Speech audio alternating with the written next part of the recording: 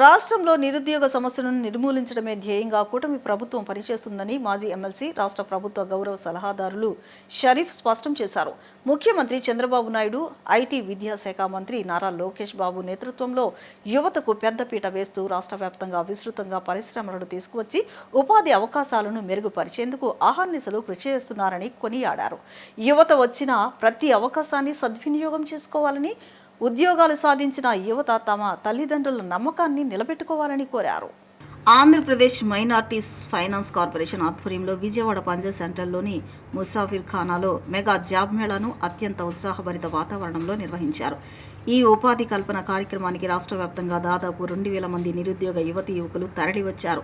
సాయంత్రం వరకు కొనసాగిన ఈ ఇంటర్వ్యూల ప్రక్రియ ద్వారా సుమారు 500 మందికి పైగా అభ్యర్థులు వివిధ కంపెనీలో ఉద్యోగాలకి ఎంపికయ్యే అవకాశం ఉందని నిర్వాహకులు వెల్లడించారు.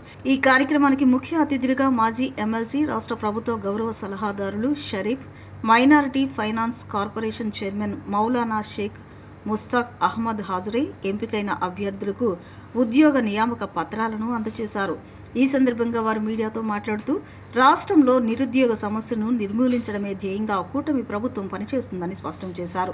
ముఖ్యమంత్రి నారా చంద్రబాబు నాయుడు, ఐటీ విద్యాశాఖ మంత్రి నారా లోకేష్ బాబు నేతృత్వంలో యువతకు పెద్దపీట వేస్తూ రాష్ట్ర వ్యాప్తంగా విస్తృతంగా పరిశ్రమలను తీసుకువచ్చి ఉపాధి అవకాశాలను మెరుగుపరిచేందుకు అహర్నిశలు కృషి చేస్తున్నారని కొనియాడారు. ఎంతో మంది తల్లిదండ్రులు ఆర్థిక ఇబ్బందులు ఉన్నప్పటికీ అప్పులు చేసి మరీ తమ పిల్లలను చదివించారని, అటువంటి వారిపై భారం కాకుండా ఆర్థికంగా నిలదొక్కుకోవలసిన బాధ్యత యువతపై ఉందన్నారు.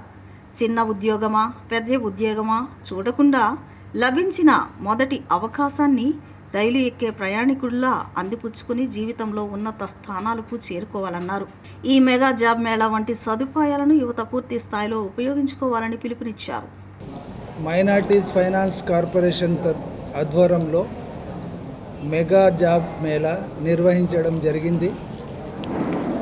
దాదాపు 2000 మెంబర్స్ పాల్గొనడం జరిగింది. ఇప్పుడు దాకా ప్రస్తుతం ఇప్పుడు మనం ప్రెస్లో మాట్లాడుతున్నాం కాబట్టి ప్లేస్మెంట్ వచ్చేసి 400 మెంబర్స్కి అయింది. ఇంకా 5 గంటల వరకు ఇంటర్వ్యూస్ జరుగుతాయి.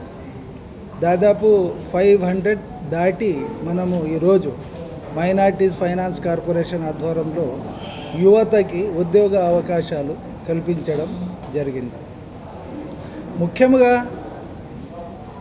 మన కూటమి పాలనలో గౌరవ ముఖ్యమంత్రి నారా చంద్రబాబు గారు కానీ, అదేవిధంగా యువ నాయకులు, ఐటీ విద్యా మినిస్టర్ గారు ఒకే లక్ష్యంతో ముందుకు పోతున్నారు.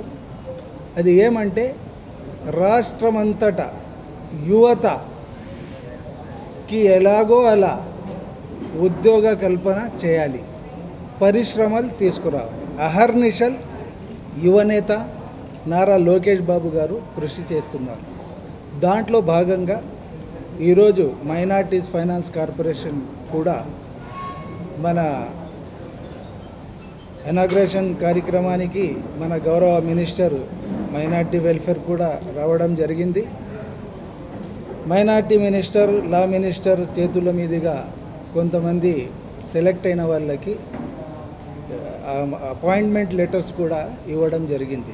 ఇప్పుడు మన గౌరవ సలహాదారుడు, ప్రభుత్వ సలహాదారుడు, ఎక్స్ ఎమ్మెల్సీ చైర్మన్ సొంత నియోజకవర్గంలో ఒక ప్రోగ్రాం ఉంటే అక్కడ పాల్గొని 2 గంటలకి ఇక్కడ కూడా రావడం జరిగింది. గౌరవ సలహాదారు చేతుల మీదుగా కూడా ఇప్పుడు మనము ప్లేస్మెంట్ ఇవ్వబోతున్నాం. ఎవరైతే కన్ఫామ్ అయిన ఎవరికి ఉద్యోగాలు వాళ్ళకి. ముఖ్యంగా నేను యువతకి, రాష్ట్రంలో ఉన్న యువతకి ఒక మెసేజ్ ఇవ్వదలుచుకున్నాను.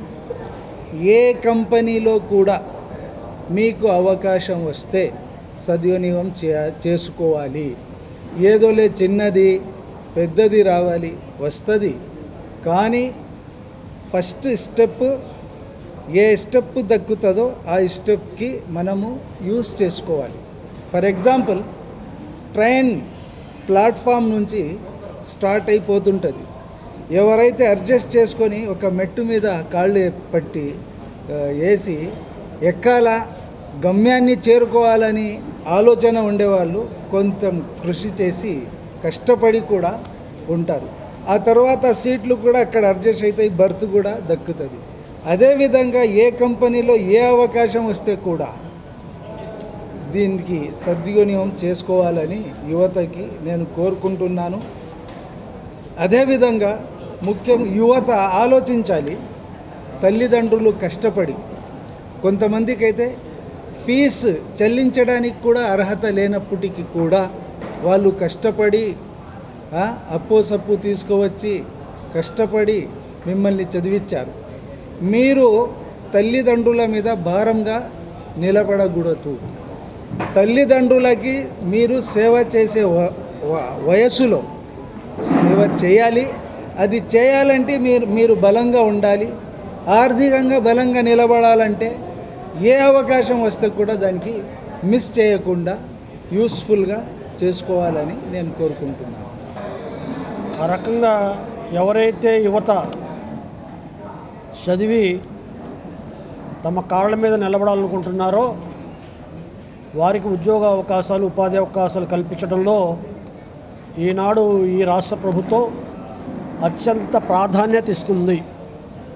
ఈ 2 సంవత్సరాల కాలంలో 16,400 మెగా డిఎస్సిలో టీచర్ల పోస్టులు భర్తీ చేశాం.